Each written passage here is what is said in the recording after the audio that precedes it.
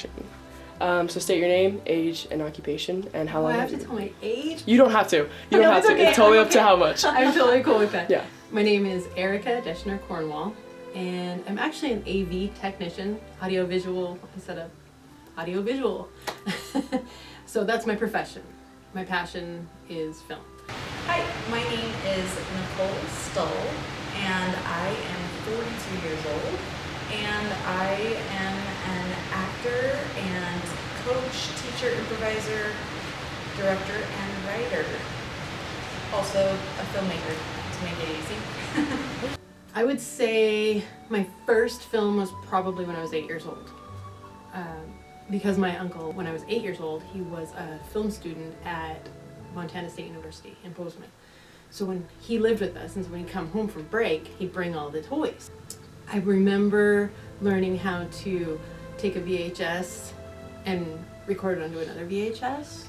So I can't say those were movies, but they were like my first attempt to like cut my favorite pieces out of the videos that I had. I started acting all theater-based in college, and then moved into commercial acting and improv in the early 2000s. My husband and I work together, and we do a lot of improv and teaching and that kind of stuff. And when we moved into filmmaking, it was, I think, more with a desire to act in film, actually.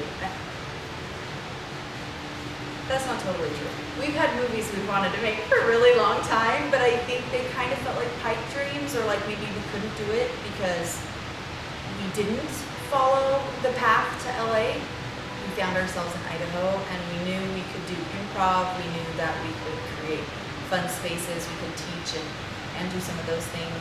Sometimes, even though all of that is very fulfilling, at our heart, we're both storyteller actors. Being a female in a male-dominated industry is interesting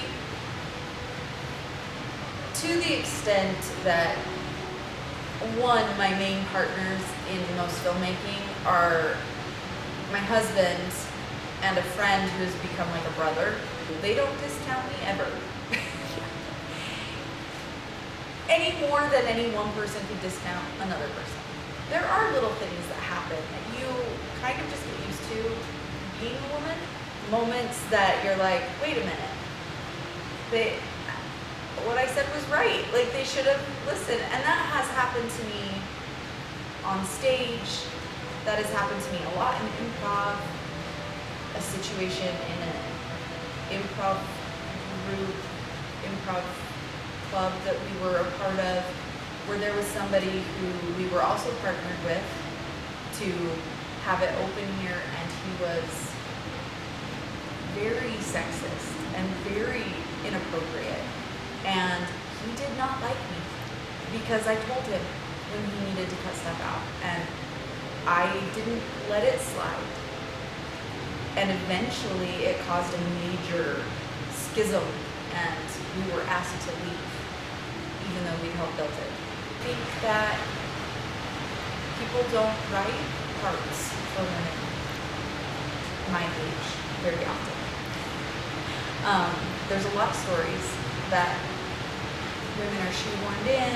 It's just, they're not there. And I think I've read a lot about it, and I do think that to some extent it's the perception of what audiences want.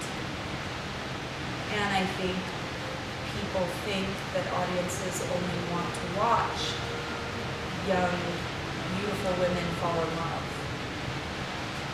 And I think that there are more nuances to explore.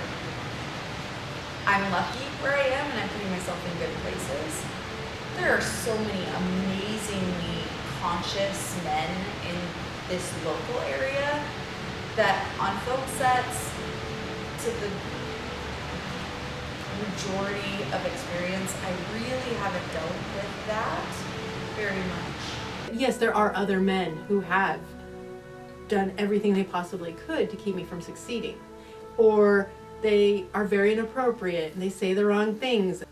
I couldn't even begin to fill your role with how many times things have happened. There are so many men in my life that have stood by my side and not treated me like I was a woman in the workplace, but that I was their co-worker.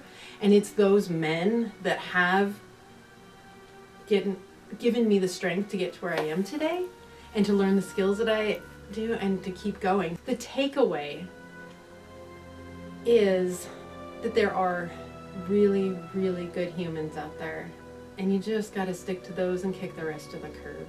And really, there's nothing holding anybody back from just creating. I mean, we live in the world of YouTube and cell phone cameras that are amazing. Free editing apps. I mean, anybody can be making movies. Now, whether or not you decide what success is a different story. This is a space for learning. Argos Productions isn't just a production company. You don't have to pay us to come and work. If you have an idea, just call me. I'll see if the studio is open, if we can set up some cameras and play.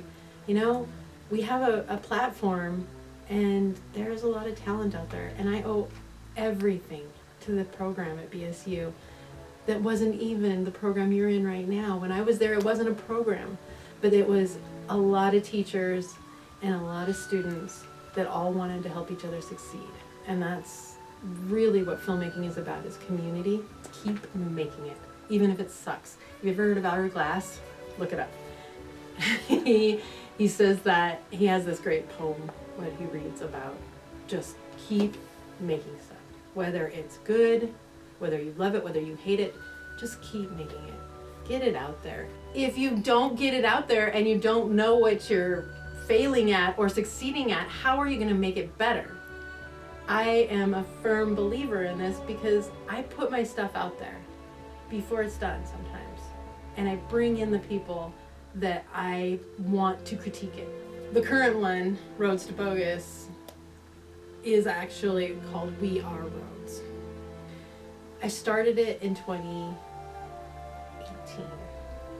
and I made the 10-minute trailer. I worked really, really hard for a year and I put together even more of the story.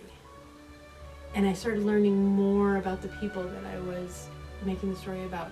And my friends from the last 20 years, I started learning more about them that I didn't know about them.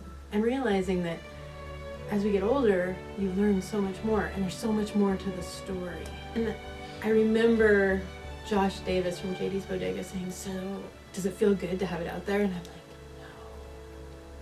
like, no, I'm not. I just learned like 10 more things standing in this room right here. It's not done. Just do it anyway. Don't be afraid or embarrassed about however you do make it work. And be open and consider that collaborative effect really is an excellent thing. And I think as artists, as writers, as filmmakers, as directors, but especially as artists, we forget that most things we love the most were not first tries.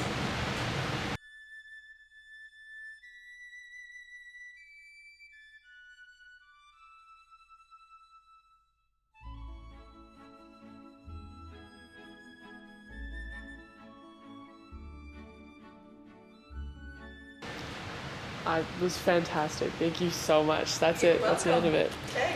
Perfect.